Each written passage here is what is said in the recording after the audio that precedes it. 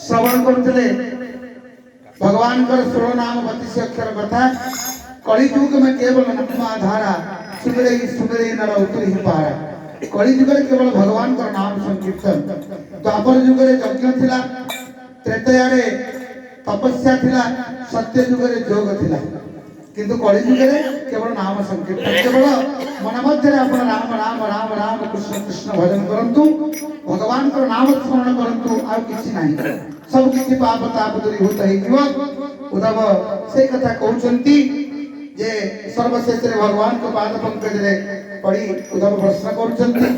भगवान कहउचंती उत्तम मध्यम प्राकृतर कथा से कहउचंती हरिपाद रे जे मन देई जाय तार सब किछि समर्पण हेइ जाय। सब किछि हरिपाद रे जे समर्पण कर दियंती तार आ किछि दुख न थाए। चिंतिले